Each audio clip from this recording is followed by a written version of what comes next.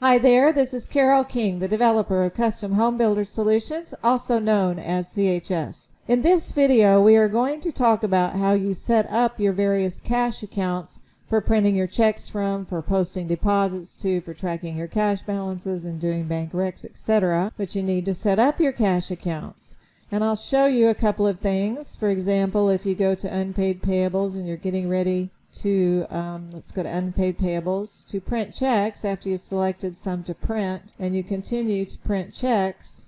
When you reach this screen, it's going to ask you for what cash account are you going to pay these checks out of. Now what dropped in here is what you set up for your default cash account on your company master, and we'll take a quick look at that in a second. But this list of cash accounts are based on accounts that you put on your chart of accounts and you mark them as being cash accounts. And we're going to go to the chart of accounts window here in just a little bit to see how you mark them as being cash accounts. So that's what happens here.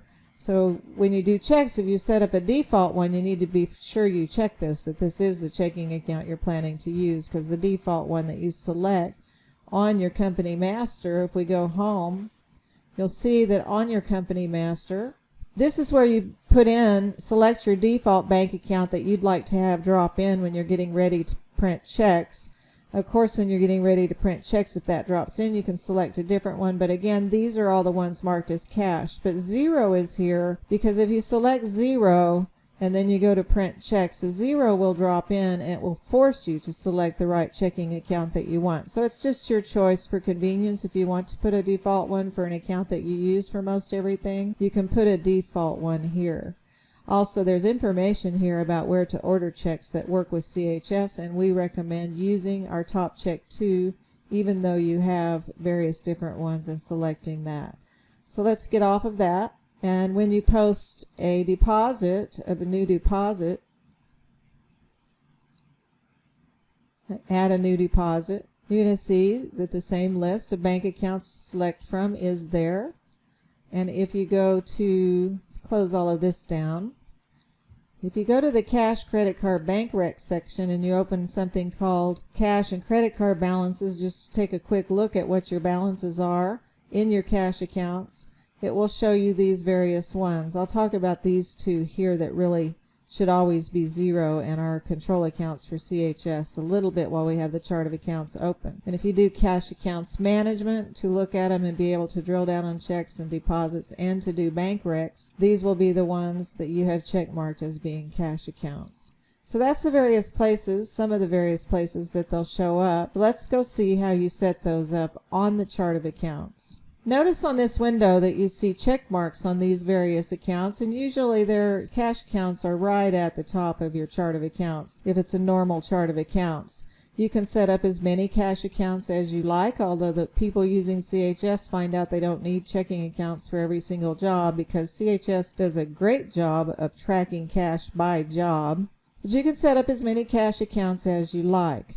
If I edit this one, it will open the same window basically that when you add a new GL account and you put in account number and you give it a name and you say it's going to be under the group heading of cash, which falls into current assets. Notice how this is selected as yes, and that what opens up if it's selected as yes is a place to put in your bank account number and your bank routing number. This comes in handy. You do not have to fill these in, but it comes in handy if you plan to print a list of checks in Excel sort of format so that you can export it to Excel for some reason that you're sending a list to your bank, maybe for positive pay or something else like that. You can fill those numbers in right there. That's where you put those numbers so that they would show up on that list that's ready to go to Excel. You don't have to. It's just there for you to be able to do that. This is also saying this cash account has been selected as your default cash account on the company master. Remember, we saw that just a minute ago. So this account number cannot be changed, and that's why it's dimmed out here. There's various question marks to look and explain about the cash account right here. and some of the stuff that I'm telling you right now. It's explaining about cash accounts. Another thing I'd like to mention is that once you use the cash account to print checks out of and stuff, if you try to delete it, the GL account has been used as the GL number in your accounting records and cannot be deleted. To review a ledger of the records posted to this GL account, you can click the View Ledger, and you can see everything that's been posted to that cash account on that ledger. Once you use it, you can't delete it because CHS needs to refer to it in your accounting records. Well, the other thing is, if you're editing it and you want to select No, it's going to tell you the GL account has been used in your accounting database, therefore its cash account status cannot be changed. The original cash status will be returned to the field. And I'll do Close, Do Not Edit on that one. I just wanted to say what the little rules are for those cash accounts. One more thing I wanted to say real quickly before we close this video is that you'll notice a couple of accounts down here that are checkmarked as cash accounts because they need to be used sort of like cash accounts, but they will not be in your drop-down lists to select from when you are printing checks or when you're posting deposits.